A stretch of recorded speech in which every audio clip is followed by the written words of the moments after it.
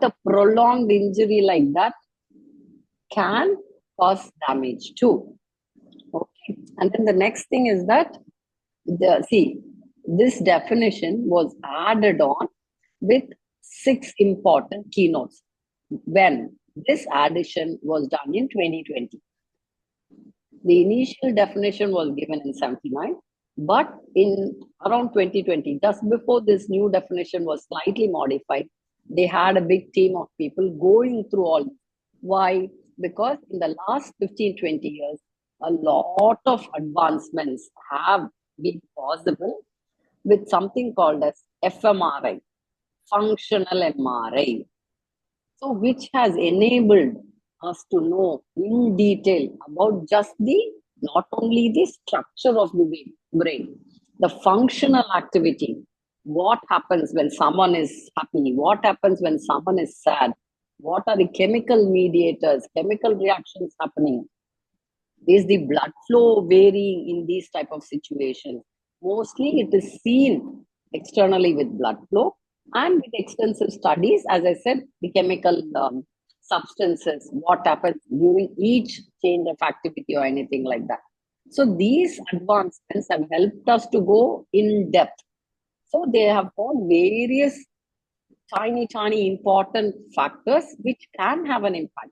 So if you all know what are the possibilities which can cause pain, then you can manage them very well. So that is why it is so important. Next slide, please. So they gave 6 important factors. What are they? These are the 6. Pain is a personal experience. What person A experiences and what person B experiences is not the same. Why this? Because it has psychosocial element. For example, when someone has one injury or anything, what stage of life they were, what mood they were, what situation they were in, what experience they had at the time of injury. Everyone doesn't have the same type of experience. So it has a personal experience component. Next, we need to know what clear definition of pain and nociception, which we will see in the forthcoming slides. Next, what is patient's expression of pain, whatever it is. See, for example, if someone says, I am having very severe pain, you can't say, no, for this condition, A, B, C, D, you're not supposed to have this severe pain. We cannot say that because pain is a subjective phenomenon. So, whatever the patient expresses, you have to give due respect for it. Next, as the first point, life experiences do have a role. As I said, at that point of time, what was the life experience they have? That has a role in the acute and chronic phase. Next, generally, pain is a symptom. Like for example, if someone has right iliac fossa pain, what would you generally? What is that we understand, or what do we decipher from that? Anyone can unmute and say or type in the chat box or something like that.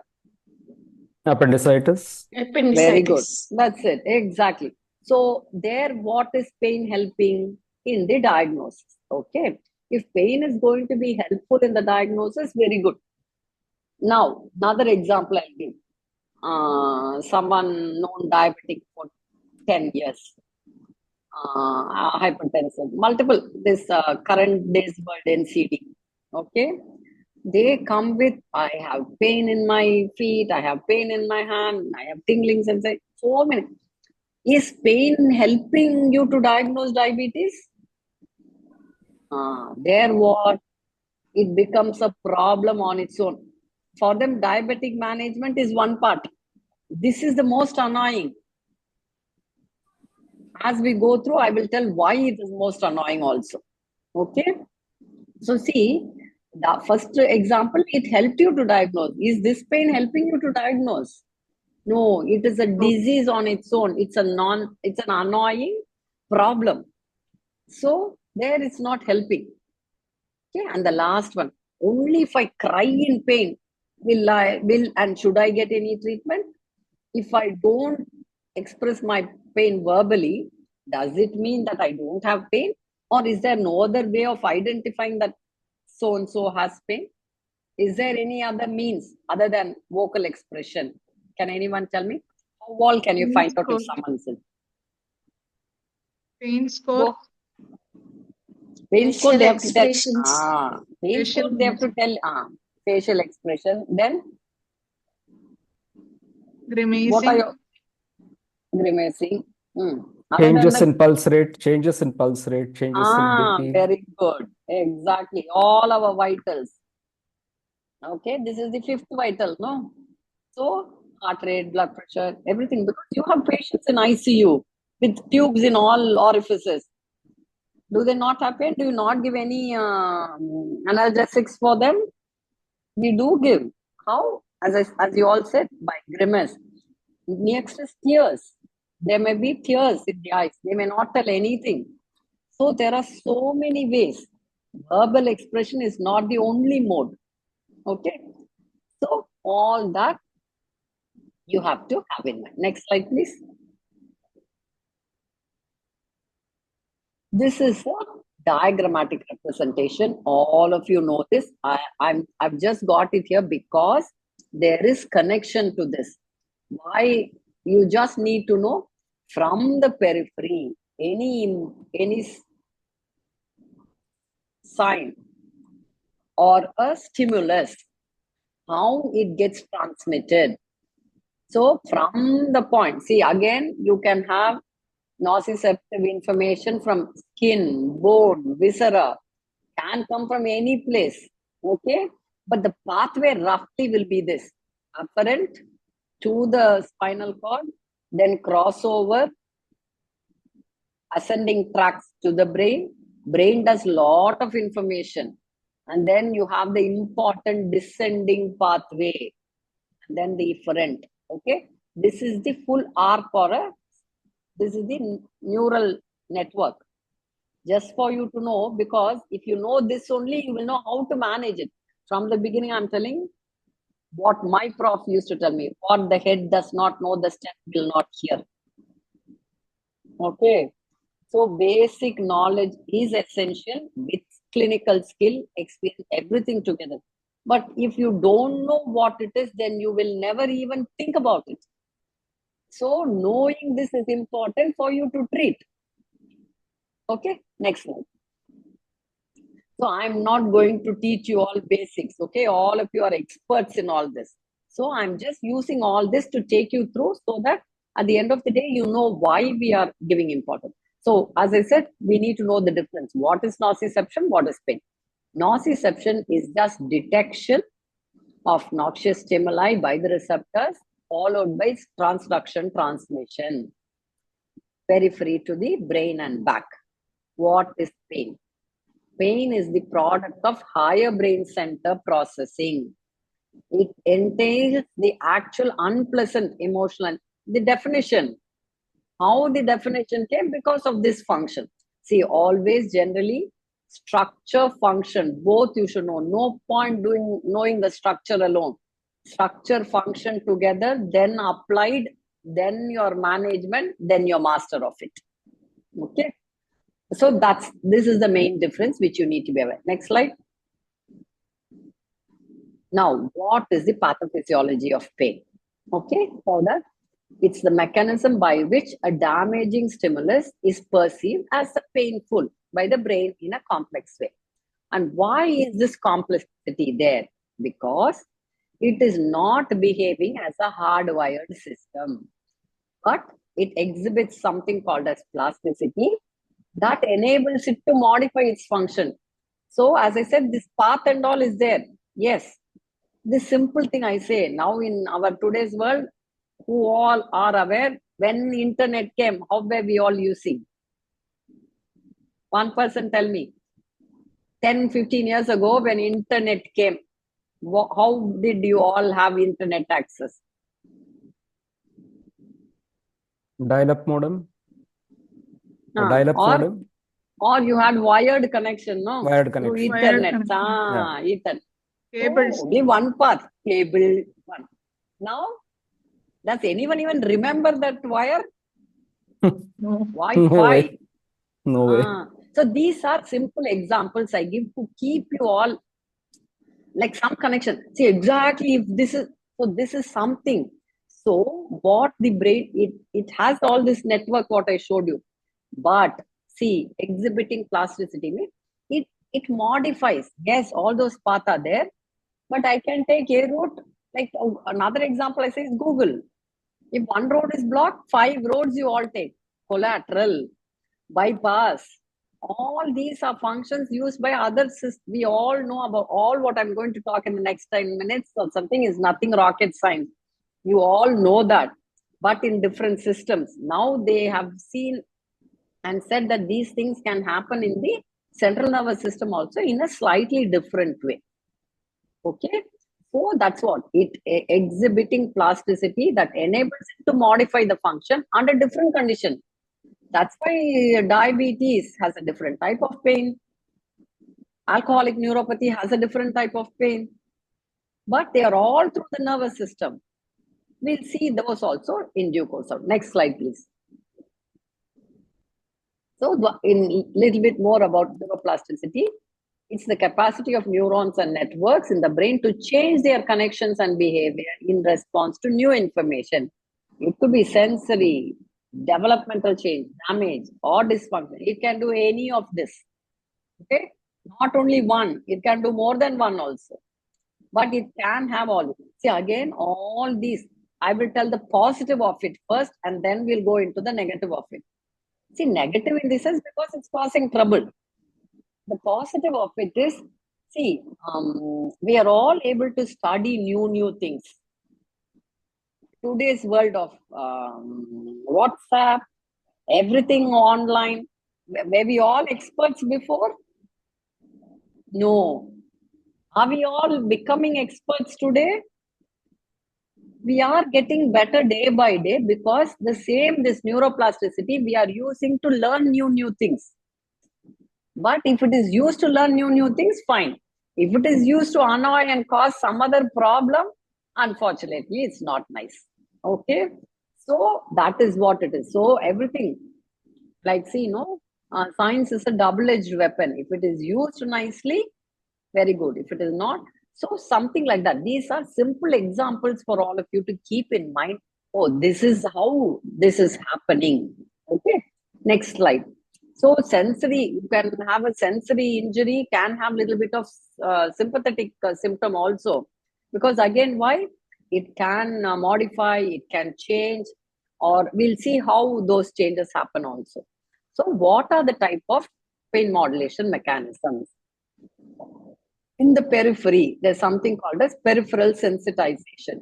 All of you would have known whenever there is an injury, there are plenty of inflammatory mediators. What are they? What is that all of us are aware of generally? Can anyone Leukocytes, tell? TMN leukocytes. Prostaglandins. That's what I say. All of you know. Just tell me a few things. Cytokines, Cytokines, arachid, arachidonic, prostaglandins. So those are the thing, prostaglandins, leukotrienes, all cytokines, all what is it. So what do they all do? They're all released whenever there is some injury. And that release can be small quantity, or that release can, initially it is small quantity. That's what is called as an inflammatory soup. But that same inflammatory soup, sometimes it can increase. Like for example, 1% means it can become 25%. Why? More release, additional release, and things can happen, which can cause peripheral sensitization. Okay, next slide, please. So various types. As I said, that chemical mediators increasing is one method. What are the others? Spontaneous discharge, like about cardiac ectopic, no? You can have ectopic neural discharge. And there can be something called as altered gene expression. And as I said before, involvement of sympathetic when sensory is affected. And new collateral sprouting. Upregulation and all you have heard, no? Like receptors, like that, it can increase. So all these features have been found to happen in the central nervous system also. See, all these are happening in other systems. No, it's not that I am bringing in something which is not normal to the body. All these are very much possible for the human system. So these have been identified. So these are the various peripheral modulating mechanisms. Next slide. What are the central mechanisms next? In that, what is central sensitization? It is an increase in the excitability of the dorsal horn. So that what happens? The threshold itself is lowered. So normally the threshold was 100. No, it was brought to 50. Very low threshold. So very small stimulus also causes more impact. So respond to low intensity stimuli that are not usually painful. So central sensitization, this is one method. Next slide. What is amplification? Can anyone tell me? Just the verbal meaning for amplification. Increasing the amplitude of the signal. So increasing, making small stimulus into big. Okay, yes. So that is basically amplification. So, for example, like the threshold is also somewhat doing the same. So threshold is also lower. So next is if the small stimulus is made big, that is amplification. Why am I using simple words? Because when you see wind up, central sensitization, oh, this is all new terms. That makes no sense to me. It's mind boggling. I am making it as simple so that it is not confusing. See, why we don't read or do that? I can't understand, so I don't want. If it is made simple, everyone will be happy to do it. Okay, so it is just amplification. If it is short lasting, it lasts only for short time, it is wind up. If it is long lasting for months, years, then it is called as central sensitization. When you pick up all your books and read about mechanism, pathophysiology, you will see all these terms. But to understand clearly, short-lasting central sensitization mechanism is called wind-up. Long-lasting one is called as a simple example for long-lasting is back pain. You have injury once, and then some afterwards, it lasts for 15, 20 years. So the impact is that, see, next time there could be some other injury also, but the first impact has been so much, all the other physical, emotional, every element also is there, plus the injury. In these type of chronic things, no, the chemical mediators play a very big role, and they last at the site of injury and things for 4 to 12 weeks. So when you all read in detail, they are all there. And if I go in detail, 40 minutes, I will take 40 hours. So no one will give me 40 hours. So in 40 minutes, I have to tell you. So I will give you the salient points. Then you have to do the little bit of extra reading. So now if you read with all this in mind, it will make more sense and easy understanding. Next slide, please.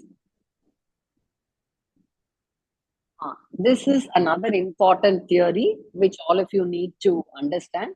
I'm going to give again an example. A small 2 or 3-year-old runs and falls down and starts crying. When falling down, it just hit someone, another person sitting there, just banged and then fell down. What will you do? How will you soothe the child or calm down the child? And how, just tell me how will you calm down the child, and then we'll go into this picture. Divert the attention. Yes, one. Tell me all what you will do then. Then I'll pick the one which is important, which I want. Take the child away from the origin of someone, Dr. Rashmi, rubbing. Divert. Divert, all that we do.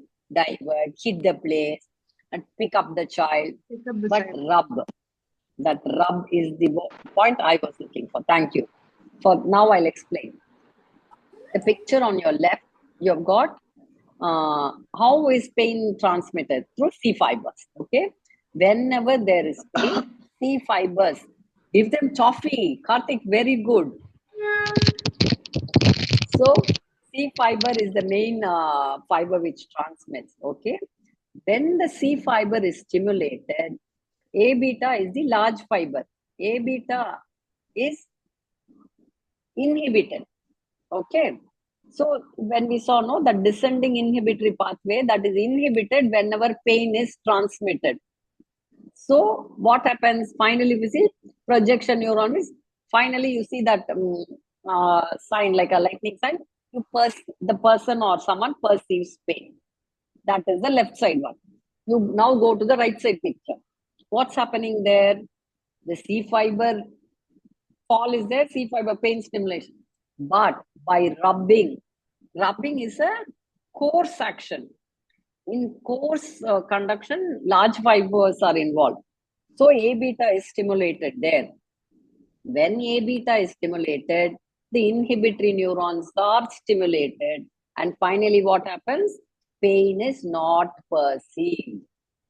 So there is, don't think that rubbing is one stupid act or what to say, insignificant, non-evident, not related. No, there is a reason. This is the mechanism. This is the mechanism for gate control theory, which was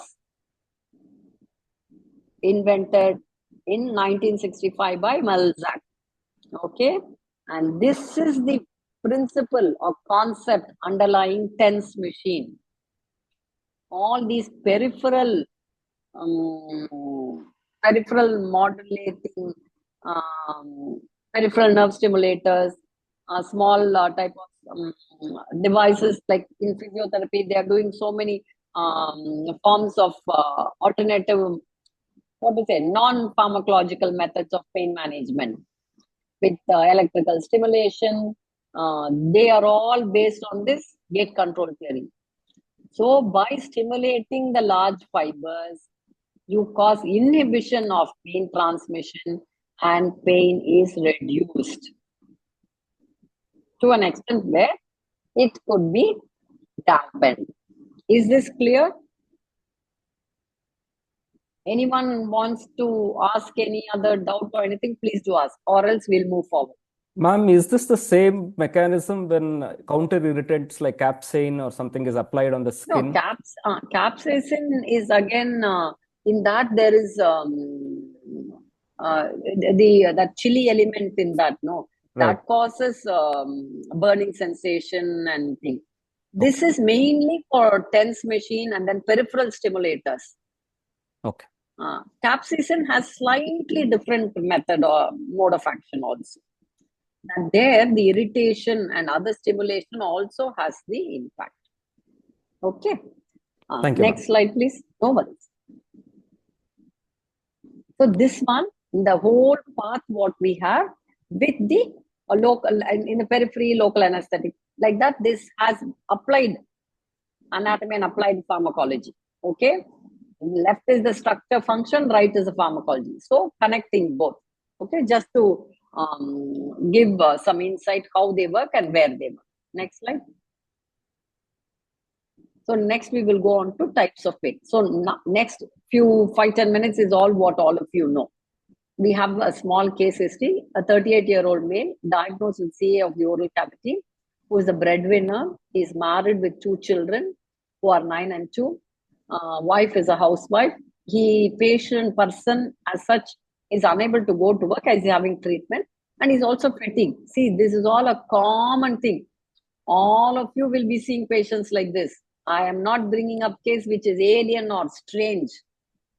Something, every one of you may be seeing 10 patients like this.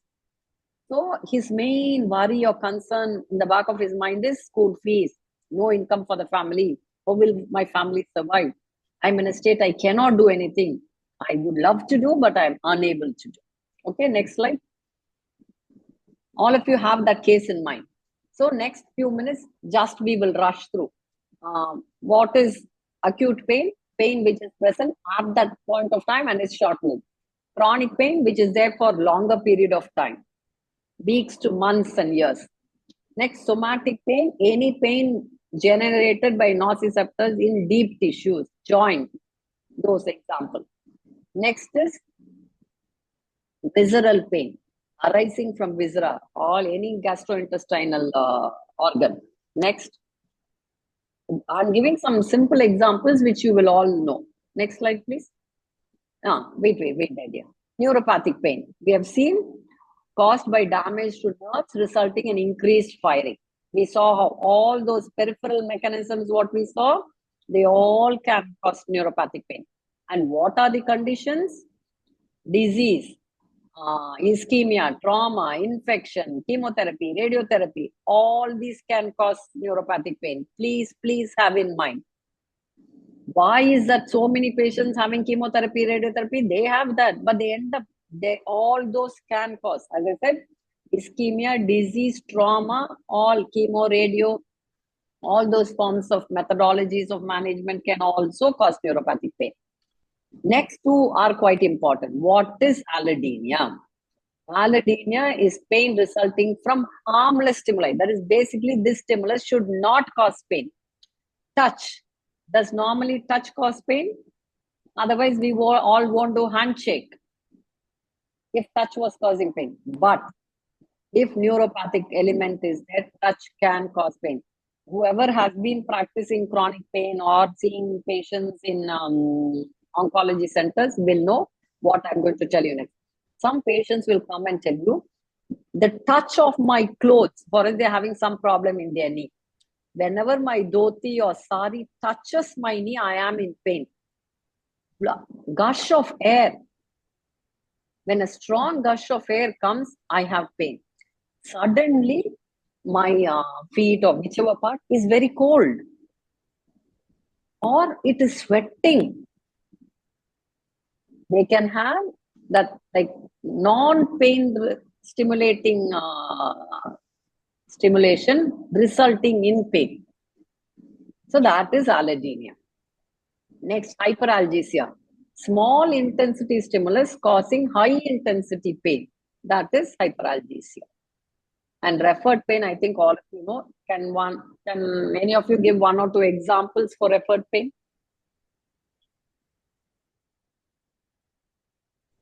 Cardiac pain referred to as renal stone pain. Renal stone pain. Renal stone pain. Cardiac pain, MI, pain in the left hand, pain in the sternum, chin. And then common, now laparoscopic surgeries. Post-op, what pain do patients experience? Shoulder pain following shoulder exactly. pain. Thank you. So common, no, now everything is done laparoscopic. You all try to take all the gas as much as you can, but still we tell all patients, you can experience shoulder pain. No? So that's a very common referred pain. Next slide, please. So then assessment. Why do we need to assess pain? Why do we need to assess? To see the progress or to have a unified way of correct. Having a first for diagnosis. Okay. To diagnose, to treat, to review, to follow, to measure your outcome of your treatment. For all these things, you need an assessment. And last but not the least, if you have data, it could be useful for research, for long-term studies.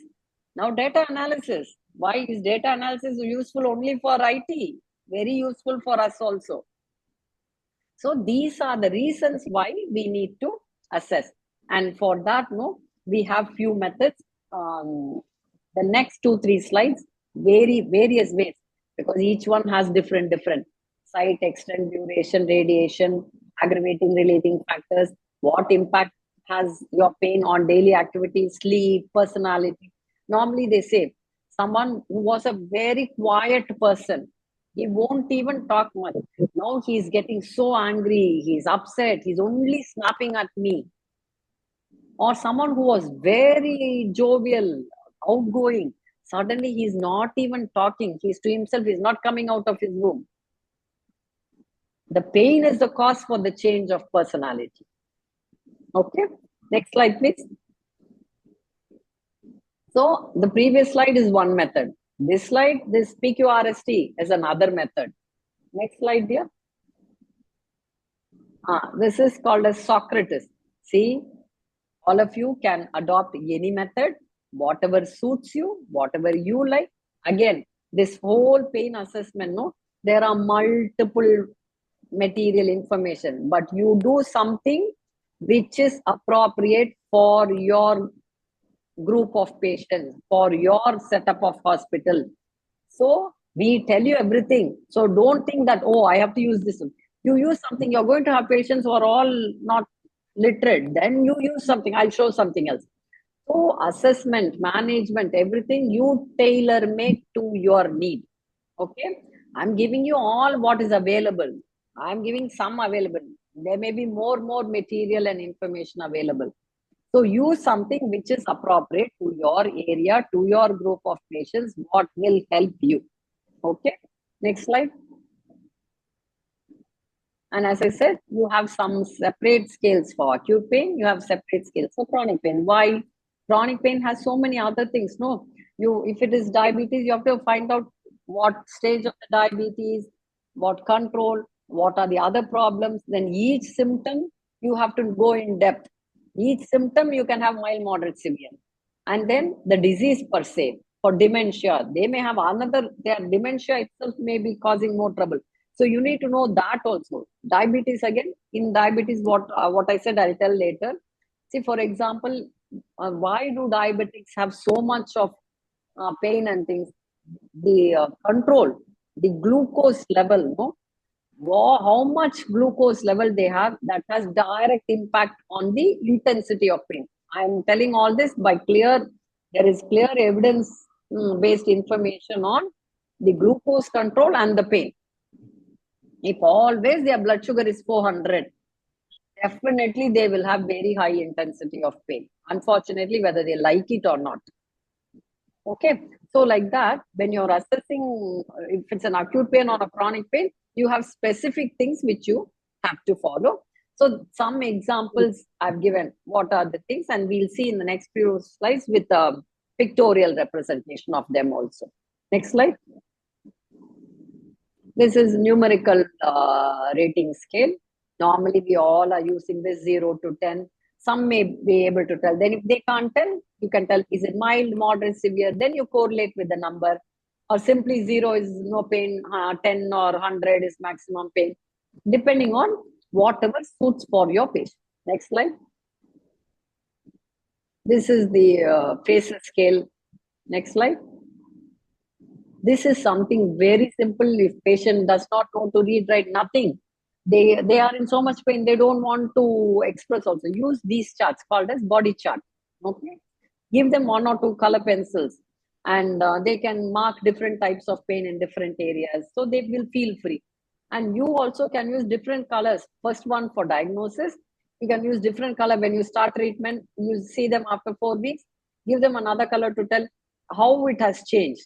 So, and then one particular type of pain, different type of pain. So all this, you can use your common sense and try to modify these in better ways that you can do. So this is something simple, everyone can use this. Next slide, please. This is for pediatrics, FLAX scale for pediatrics. I will share this presentation and everything will be available. No one needs to by heart anything or all this you can see and get more information. Next slide.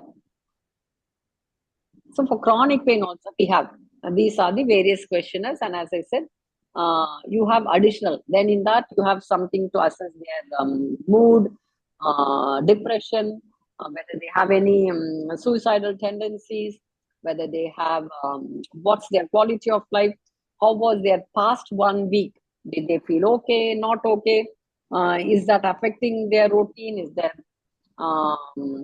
that having an impact on their quality of life, everything. These are all additional information questionnaires which we use. Next slide. And cancer pain has been a very big issue for many, many years. And WHO has done a lot of study from 1986. Still, what they feel is now a big difference is morphine or the painkiller is available. But making that morphine available to the patient who is in a very remote area, that is where they are having some difficulty in providing the available morphine to the particular person who needs it.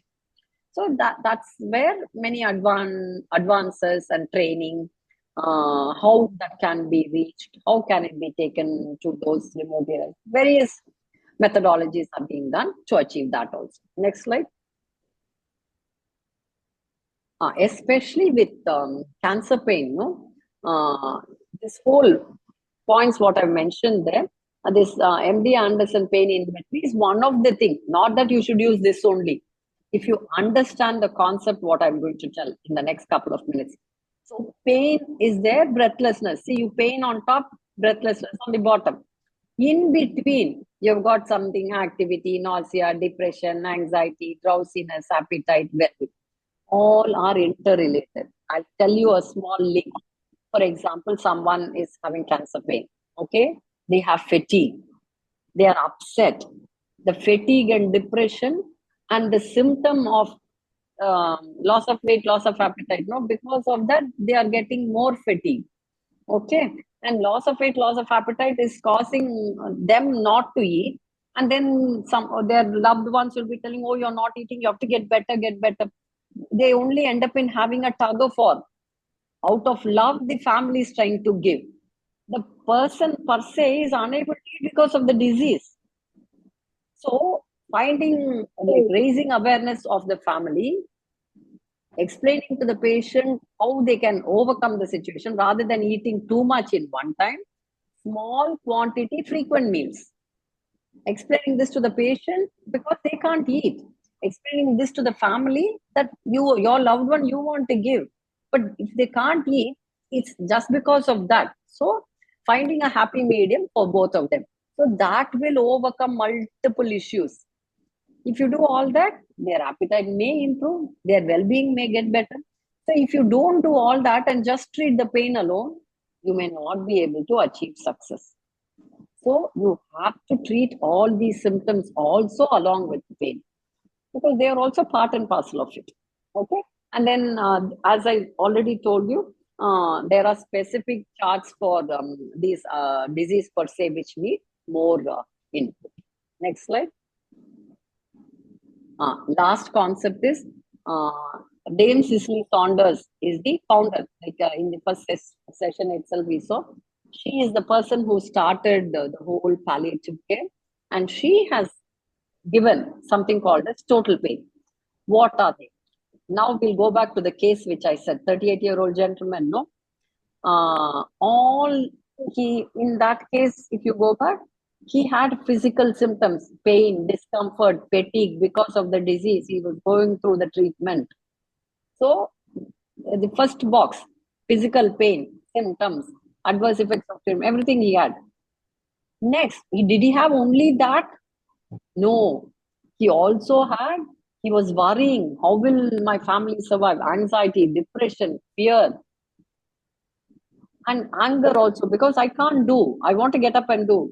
I was the breadwinner and I was the boss of my family. But now I'm in a state where no one, not that they're not respecting him, he is unable to cope with the demand of the family. Okay, that is psychological. Then third box, social pain, financial loss, worry about future. Everything was there in that case. Okay, loss of job, loss of role. And last but not the least, he was hopeless. He was, if you do a little bit more questioning with him, you'll say, why am I suffering? What is that I did that I have got to this stage like this? Why me? So all these components have to be considered and treated also appropriately. Just if you consider alone and don't do anything, is that okay? No. This is called as multidisciplinary assessment. Next slide, please. This is multimodal management. Okay, I've given you each the same 4 box. How are you going to manage? So this is just an overall, as I said, introductionally. Everything in the next 20 remaining sessions, you will all get to know about everything. But I've just given you a snapshot. So physical pain by pain management, appropriate management of other symptoms. If he has comorbidities, treat that also. Then going to psychological pain, first assess what is his condition, what is his state. Is he depressed? Is he upset? Then give counseling appropriate. No, he's gone into further deeper trends he is in. So then you will need other management techniques with the help of the psychologist.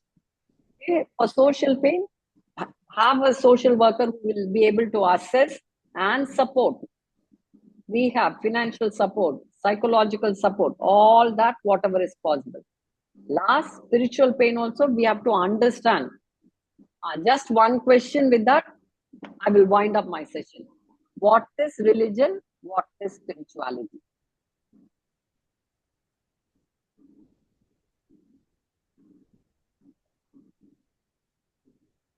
No silence. Religion is rites and ritual. Spirituality Religion. is beyond religion. That My to God, know. very good. Who is this? Can you tell me your name? I'm Because Harsha. when I start presenting, I can't see all of you. Okay, no worries. Excellent, dear. First time I'm hearing someone tell the exact meaning. I am over the moon today. Okay, exactly. Religion is custom, culture, ritual, belief. Spirituality is meaning of life, purpose of life. That is. So someone can be very religious but not spiritual at all. But someone can be very spiritual. So this one can, sometimes religion can help in spirituality, but not a must. Someone could be completely spiritual, not religious at all. That doesn't mean that's right or possible. It is possible. So spirituality is beyond, as she said. It is exactly simply to understand faith, rituals. That is religion. Having what is the purpose of life? What is the meaning of life? That thing beyond is spirituality. Okay. And then how can you deal with this spiritual pain? Respecting cultural and religious beliefs. And you can use the role of religious leaders to appropriately where and when required. And why is that important? I'm talking about spiritual pain.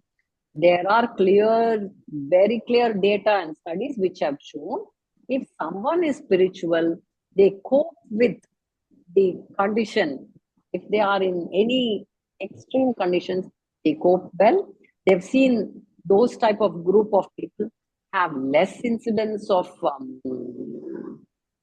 any type A personality, like MI, those type of any conditions which have a great or impact on emotional elements.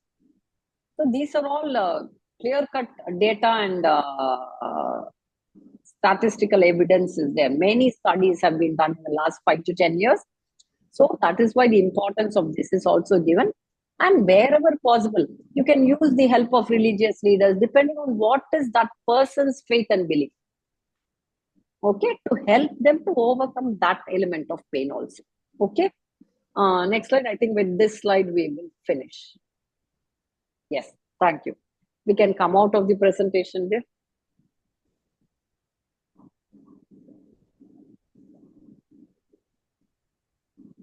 Anyone has any doubt, please do ask. I'm just checking the chat box.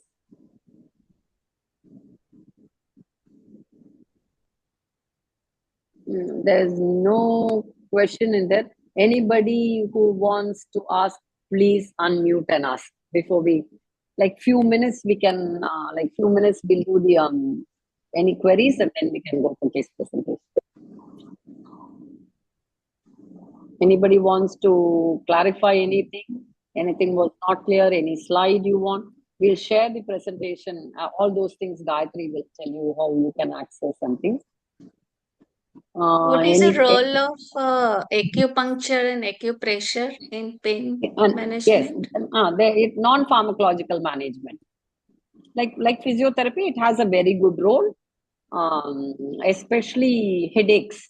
Different types of headaches have a good outcome with acupuncture, acupressure. Other things also are there. Other types of pain also, like TENS, that is also a method which can be used. But only thing is that they are all short-lived. They are not like, see, with chronic pain, many of the things are not long-lasting. If they have benefit for 3 to 6 months, it is worth repeating. So in your other sessions, when you will have not, as I said, no, this is just an introduction. You have next 2-3 sessions on various types of pain management. Then you have something called as difficult pain. Or everything, see, as human beings, we are all different. We are not the same because there's a plus in it. If we were all the same, it will be boring. Millions and millions of same things we'll all hate. So that's why we are all varied. But at the same time, that's why we all have varied problems and complications. That is very important. That's why as doctors, we are all surviving. If everything was simple, no role for us. Our expertise would have gone. So our expertise is being useful only in this way because everything is variety. Who knows to manage many becomes an expert. Okay. So acupuncture has a role, and appropriate patient selection and patient explanation, how to use, how many times, and based on the response, you can repeat it. If the response is adequate and has given some functionality to the person who is suffering from pain, then it can be definitely used few more times, once or twice in a year or 3 times in a year. Different types of approaches can be used. Acupuncture is used. Yeah, acupressure. Go ahead. I want to ask you, for how many days the effect of TENS may last? How long the effect of acupuncture lasts? TENS. How long? TENS. I can't hear. In end stage? I didn't hear you, dear, properly. Yeah. The effect of TENS will last for how many hours or days?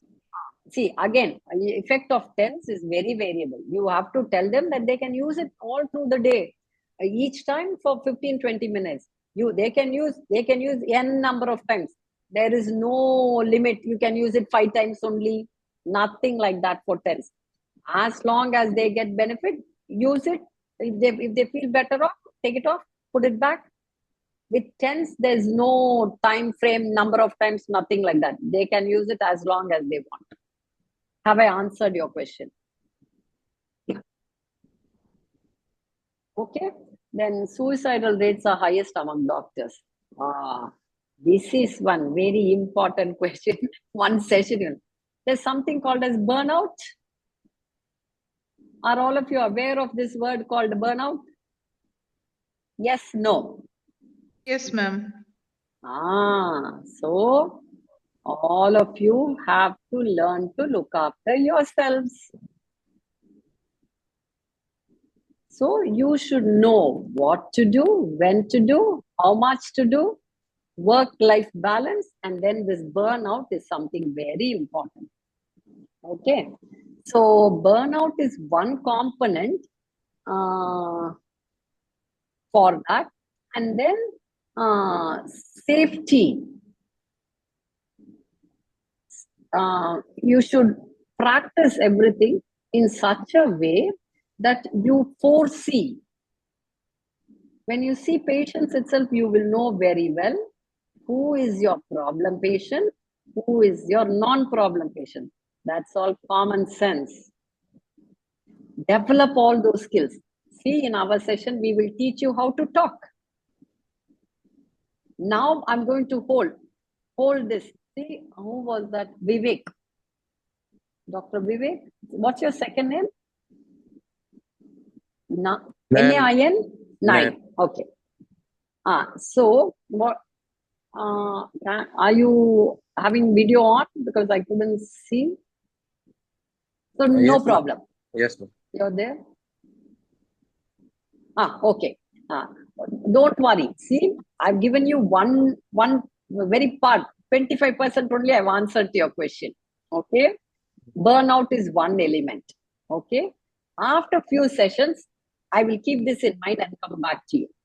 Okay. Because you yourself will see through our sessions, you will have communication 2 sessions in which lot of information and insight you can get from that, which will be able to answer some of your queries. Okay. Thank you, ma'am. There are multiple reasons, so you have to learn that also. See, this profession you're doing, at the same time, you should know how to protect yourself also. Saving your skin, we say. So you should identify, pick up, and then see. So that is one of the reasons why. And another one, I said burnout. Another thing is availability and access of material easily to the hands of doctors. Yes, ma'am. That's why Okay. anesthesiology is the highest rate of suicides, ma'am. I am an anesthetist. I have lost a couple of my friends. I know why. Yeah, me too, ma'am. That is why I answered. I didn't want to go into that, but I didn't want to stop without telling also. That access is another thing. That is why there is something called as reporting. When you see something fishy is happening, don't hesitate to say, so that you can prevent near misses happening. Okay? Near misses to near fatalities happening can be avoided. Well said. Anesthesia is one of the specialty where it is so high. In my 30, 40 years, I've lost very good close friends, which has not gone out of my heart till date. Yes, ma'am. Okay, so that also is one of the important reasons. Access of stuff so easily to their hands. Okay, so next is how to deal with social pain like in dementia where patient can't keep with no. So that's why social worker, how all can that be overcome? We'll see all that as we go through. Anything else? So they've all answered for increased suicides for doctors. That's it. Okay. So if nothing more is there, we can go on to the case presentation, and then we'll have the other discussion also. So far, so good. No, nothing. No queries left.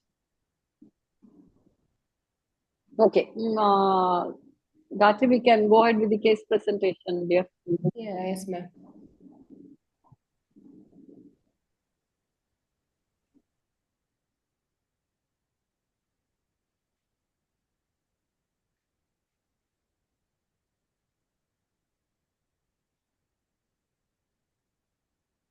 Dr. Deepika, are you able to see the screen? Yes. Can start. Yeah. Good evening, everyone. Thank you so much for giving me this opportunity. And I'm really happy to be part of this Pallium India curriculum. And now, after Madam's talk, I think everything is clear about my lecture, my presentation. Still, few words about the case. My patient is 60-year-old male, and the diagnosis we have kept is the phantom limb syndrome. He's a male. He is presented with severe pain and sensation of a limb which is not existent.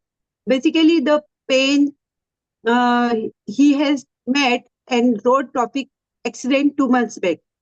He has to undergo amputation below knee as a consequence of to avoid spreading of infection and injury.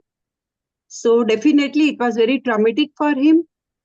He come out of the all surgical procedure, went home, but since past 2 months he is noticing pain again, abnormal sensation from the wound site and below the wound site from the part of the limb which is not there. So there was no history of fever, discharge, any fever or discharge, first discharge from the operative site. And patient is not having any history of diabetes mellitus, hypertension, ischemic heart disease, any past history of neuralgic pain, any psychiatric illness, or any history of any drug abuse.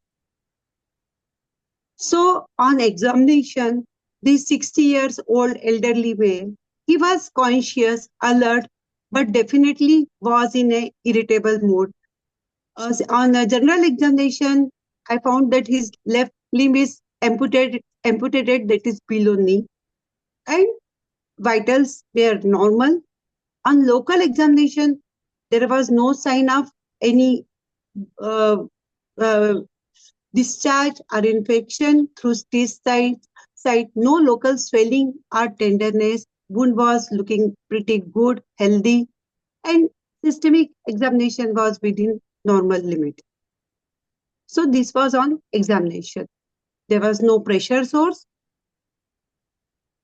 And on routine investigation, we have all were done, like CBC, RFT, liver function test, and sugar levels, along with hematological, ESR, and sonography of the operative site was done.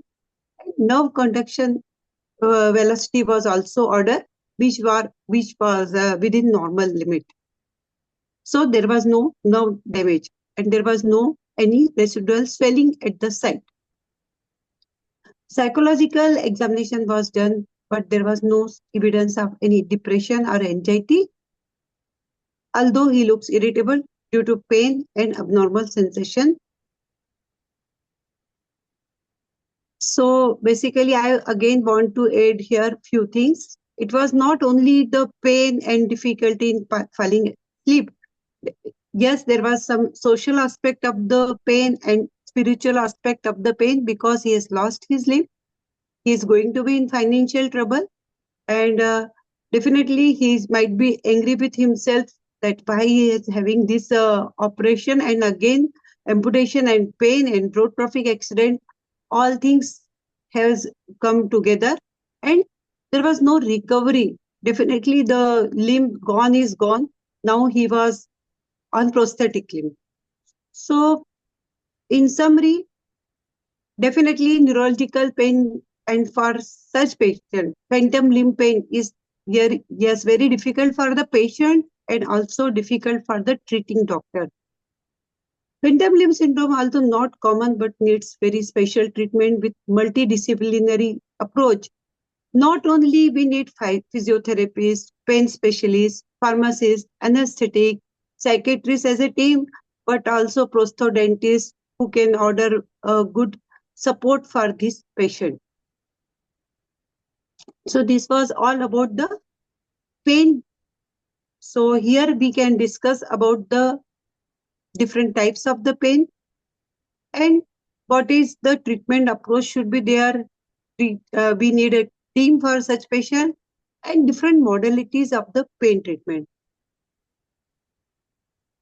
Thank you so much. Thank you very much, Dr. Deepika.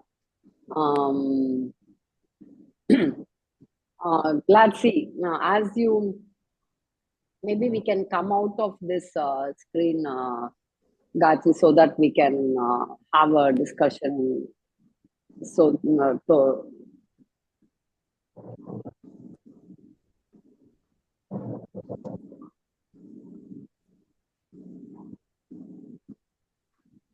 okay, so from this case, main thing, no, so from today's session, and whatever you want to add on is, see what are the basic things or the positive. See, Dr. Deepika herself said, so more than what she had in the presentation, she added on from today's session itself. So basically, what are the important things from today's session? If we see, how should I assess this pain? Why it is important? Because as I said, if you know what the functionalities, what are all, the problems there, then only you will know how to manage. So like that. So from basics, if you see, few things. See, scoring his pain. So you had all the other elements. What was his type of pain? What was causing more discomfort? His psychological, social. Basically, how first scoring or addressing the intensity of pain, because that will help you in your next sessions. You will need to know this to move forward when you how to treat. So as I always say, I won't break the beauty of all the forthcoming sessions. But from today's point of view, if you see, what was his pain score? Then I'll go step by step. So that I have Any not. idea?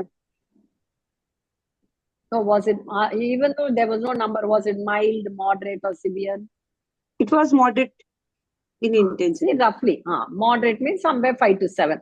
Why? It is important because in your next few sessions, you'll see how to manage. So for mild pain, we have and as we had today in our session itself, no, it's always better to have a guideline.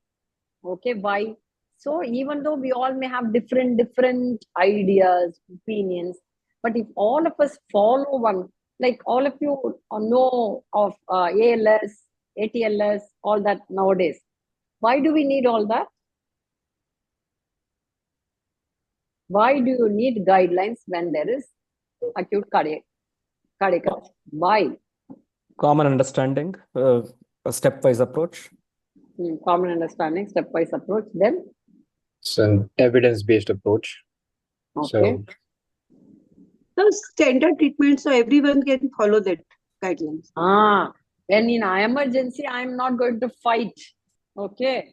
A wants to do this, B wants to do this, C, especially if it's in a big hierarchical system. I want patient to get better. Okay. My center goal is patient, and you have a protocol. Makes life easy. In all your arrest teams, you have a leader. Even if there's no leader, that point in that acute critical situation, A becomes the leader. Everyone follows. Their A leader, no, I don't like that leader. No room for nonsense. Only patient care and quick. I'm not wasting time because it's golden hour. 3 minutes gone. Can you, if no output within that short amount of time, will there be on full CNS back to normal? Is there time to discuss? No. So like that, universal guideline to have the best outcome in the best easy possible way. Everyone need not remember also. This is a protocol, one sheet is there. Just follow. You will get success. No doubt. So that's why guidelines. Okay. So there is importance. So like that, if you know mild, moderate, severe, based on that mild, moderate, severe, you can follow your management. So which you will see. So main thing, assessment. See, this is all basics, dear. I was telling even today to someone, what all of us learn in MBBS will take us through till the day we practice. Hutchinson's clinical medicine. All of you studied, no? Or are you all not studying that anymore? Tell me, because if you're not studying, I will also know. You still studying it? Yes, ma'am. Okay, that and all doesn't change. Why? It is same. All what I'm telling is the same there. So if you do all that properly, you will never miss. You will be a good doctor only. You will never be the other one. I won't even tell that. Okay, so there are so many benefits of it. So the assessment, so today's important session is assess properly. If you assess, then the next sessions will take you how to manage. So the intensity, if you assess, that will be helpful. Next, one person may have 2-3 types, especially this case, is a complex pain. Phantom limb pain is the most complex one. But because, see, that's why we say bring in more cases.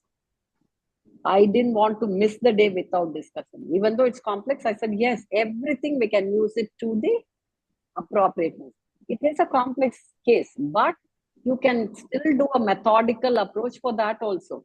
So intensity, the gradation of pain, the nature of pain, what are the other types? See, he has all, so many neuropathic elements he is having. So you found that he has neuropathic pain also. So with today's discussion, you knew what are the other types also. So intensity of pain, type of pain, and then on top of that, all the other things. So physical pain with all these, okay? And then you have the psychological, social, spiritual, everything he had. So first is to know, to identify and diagnose all the physical element, and then also to think of various other, that Cicely Saunders, total pain. Because it is important. If you don't deal with it, see, for him, very glad Dr. Deepika brought up also about prosthesis. That is rehabilitation. And managing his pain, when we go to other elements, no, like difficult pain and other management, we'll touch that. I will not go into it today because it has its own role. And there are, for this, there are umpteen ways. If I forget also, one of you, Dr. Deepika, yourself can remind me when we do the third, fourth session of pain, there are specific ways of managing phantom limb pain. You just remind me. As I say, I will tell you on that day. There are methodologies and techniques to deal with that also. Okay. So like that, each one has its own component. So first, assessing it is important. If you know that this person has so many physical issues, like his intensity, his other components of pain also, some pain itself, they will have a feeling that they have the limb still. Why? Because the brain, you all know what we have studied in our first year, our representation of the thumb, hand, leg in the brain, that is not going to go anywhere. Everything is still there. The physical limb may not be there. The representation in the brain is there, no? So all that also has a role. So again, how can I use that to heal him? So like that. So that is the physical element. Next is his social, psychological. For him, maybe no income. How can we do rehab for him? What all can be done for him? So pain management, social, psychosocial management, and then other components. We can give some counseling. Exactly, no, all this cannot be done in one sitting. So if you have the manpower, if you have a psychologist, physiotherapist, and like for him especially needing a prosthesis and all, if you have either a center or if you can refer him to a center, manage his pain well, once the stump is healed well, completely healed so that he can take a prosthesis. So all that different stages, this is going to be a chronic one. So managing him appropriately and dealing with each situation, all the four components of the pain, appropriate. Either with, if you have all the facilities, well and good, or at least refer him to appropriate centers. If you don't have a psychologist, refer him to a psychologist, because here he will need some psychological input also. Because see, he may be upset. I'm not like, see, this is disfigurement. It has a very big role. Okay, disfigurement, because losing identity. Everyone will not respect me as they respected me before to now. So every element has to be taken into consideration and managed appropriately, either by the facility that you have, or at least with the facility where you can refer. So all components have to be dealt with in detail. Is there, I'm just checking the, Morphine patch immediate after surgery as preventive measure. This is for thank you, Dr. Harsha. Pain, no. If the pain is managed very well, and especially these are all post-operative pain. That also is one component. So if the pain is managed very well and in the acute phase, incidence of chronic pain is very, very less. So that's what Dr. Harsha is trying to express there. Counseling, infiltration of various methods of managing. Yes, hypertonic methods. These are various methods he has given for pain management for this particular patient. Then some for the long working hours, some of the, I'll come back to that. Rehabilitation, homunculus is what I was saying, role of music in all. Yes, non-pharmacological, you will all have that all. See, as I'm saying, no, I am doing only introduction today. Okay, I'm just giving you all what you should know.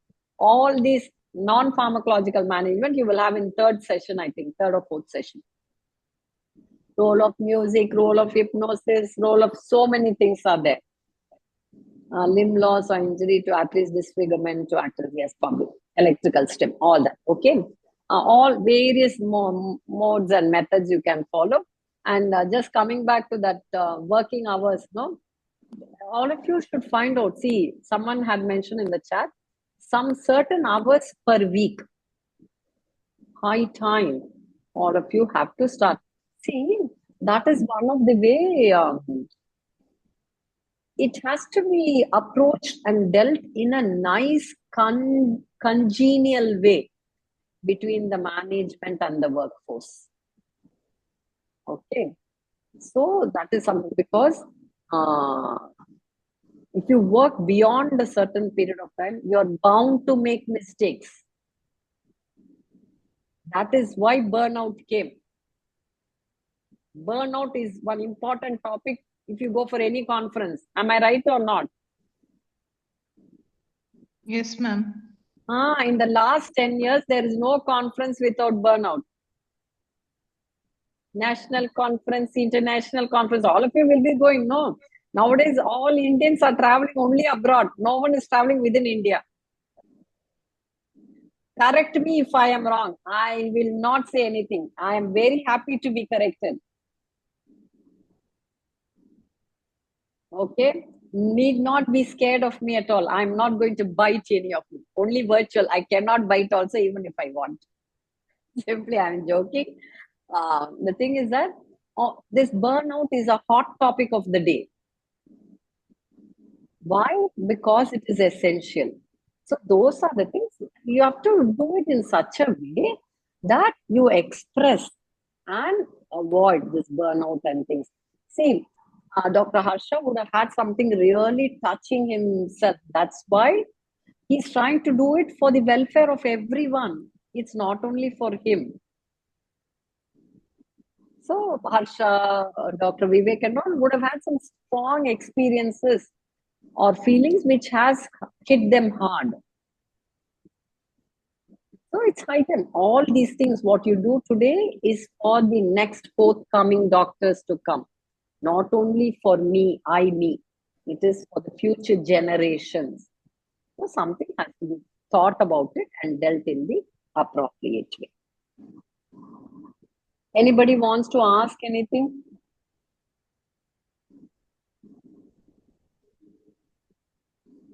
I think aromatherapy, electrical neuromodulation, yes. Neuromodulation is like, what to say? Expense also, I won't say. Private setup, that may be a common thing. In a government setup, maybe again provision of stimulators, gadgets, device, everything.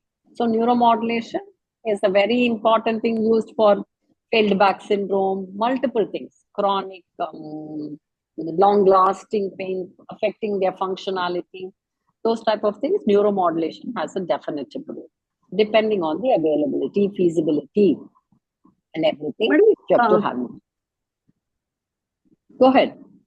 Yeah, one thing I have noticed, whenever pain is there and if person is busy, occupied in something, then definitely pain is decreased. That is the Very good. Like simplest way. my normal example I didn't tell today, so you're making me tell now. Okay, person A, person B, two people, same age. Take 30-year-old. 5:30 p.m. both start having headache. Okay, person A goes home. Nobody else is at home. He or she, I'm not going to be gender specific, goes home by themselves. Nobody else is there.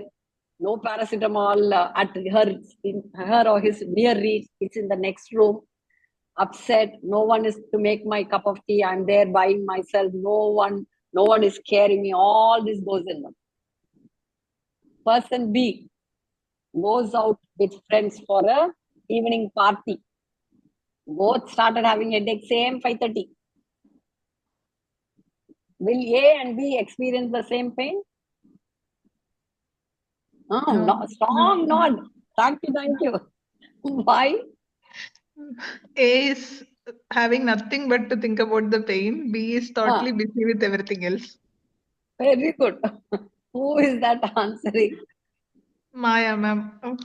Very good. Simple. That's what Deepika. So that's why, what did I tell? Those 6 points. Again, it's not to joke or alone. Why? Because there are evidence now. Mood and pain are strongly wrongly connected. Okay, I'll repeat. Mood and pain are strongly wrongly connected. Low mood, high pain. Understand? So if someone is in very low mood, pain score 10 by 10. Someone is in high mood, pain 0 by 10. No, actually, madam, I was not talking about mood. I was asking about task. If busy in some task, the pain is reduced. Same. See, wait, I'll come. And they have found that chemical substances are connected. This they have not said blindly. There are studies which have shown when mood is low, some chemical mediators are there which is making the pain feel so. And then that activity, what you said, is you're doing multiple things. That's what, see, again, emotional experience, every element is there. Unpleasant, sensory, emotional, that was the definition, no? Biopsychosocial. So that is how, see, these are all the definition of pain. Then you see, I will use every element of it to treat it. That is how meditation, mindfulness, everything is used. See, that's what physical pain also has to be corrected. If there is a injury, again, if you correct it appropriately at that point of time, then in rehabilitation, use the other mode. See, it's a continuum. It's not a one-stop process. So when it is acute, you have to give appropriate medication. When it is becoming chronic, you have to use all modalities. So first understand what it is. Then use every technique. Endorphin, exactly. That's what I said. Endorphin is one of the chemicals. Whenever endorphin is high, your mood is elevated, pain is low. That's why even exercises, simple exercises are said to increase endorphins in our system. Your activity, someone is doing busily something, and that too, they're doing something that they like. We teach. I have been a chronic pain physician here for 10 plus years. We used to run something called as pain management programs, in which we will teach them how to manage pain. And I will tell you, as pacing is one of the important things in that. As we go through, I will keep telling one benefit as we go through. So this important thing is mood and pain. They are strongly wrongly connected. So low mood, high pain. High mood, low pain. Okay, they're not directly connected. Not a straight line response. Is that clear? Is there anything else in the chat box? Emotional, physical. Yeah, yes, that's also. Excuse me, ma'am. Go ahead. Can we say that as we were discussing about it, that if we are doing some other activity, then about intensity of pain decreases because our mind is towards something else, right? Can it be related to cortical plasticity, in which if somebody has a chronic pain over a long period of time and they divert themselves into doing something else, so over progressive amount of time, those neuron centers would decrease? Exactly. Because there is something called as cognitive behavioral therapy, which uses this. So there is a connection, pain, thought, activity, functionality. Pain and this fear and thinking is making them do everything less.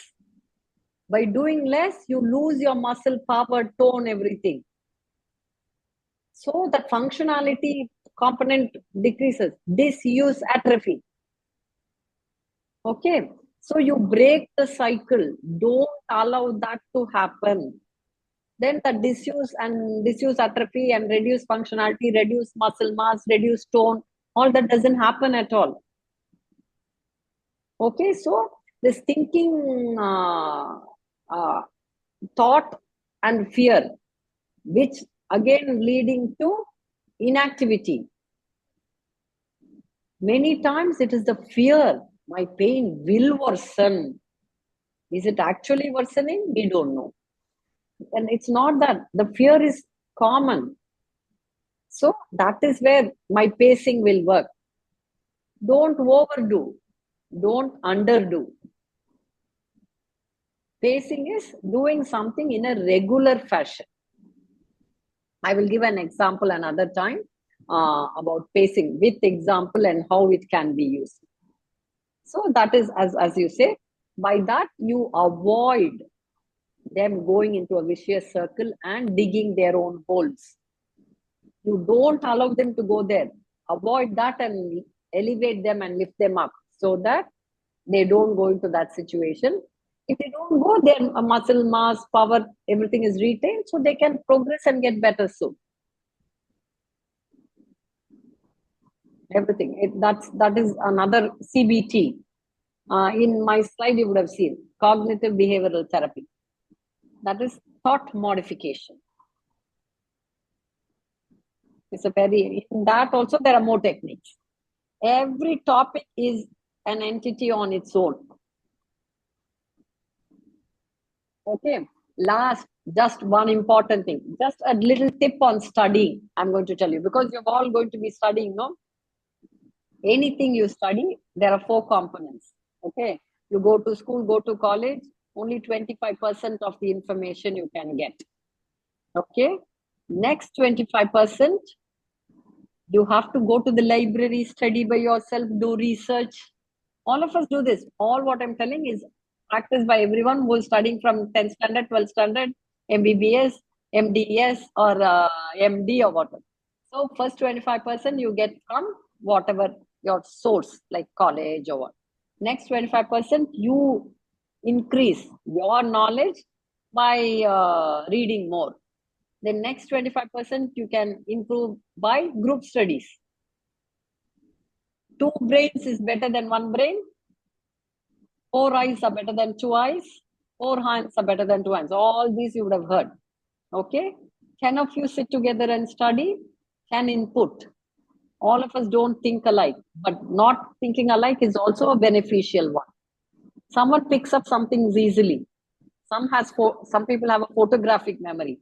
Just seeing the book, oh, it is in this part of the page. All that we say. I am not telling anything new. So that you can get 25%. And then by life experience, another. So by doing all this, you can get 100% in everything. So this is a little tip to study. Okay? You can use this, implement this in anything you do. Okay, I think with that, if anybody has any burning query, please do ask. Has the whole session made sense to all of you? Any doubt or what? Anybody wants to say anything, please say, and then we can wind up. It was a great session, ma'am. Absolutely. New insights, and thank you so much. More so because it is connected to the basics. Exactly, that's what. So if you know this, your rest of the sessions will be very simple, because if you need to understand this to make sense with the rest, what are going to come in the next 3-4 sessions.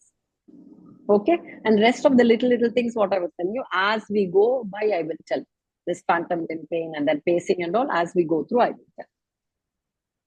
Okay, Gayatri, over to you. Thank you, Radha ma'am, for your wonderful session. Thank you all for joining, and thank you all for your valuable time. I hope you all found this session much informative. We are looking forward to see you on the next session. Bye. Thank you very, very much. We'll see you all next session. Take care. Thank you, ma'am. Thank you, ma'am.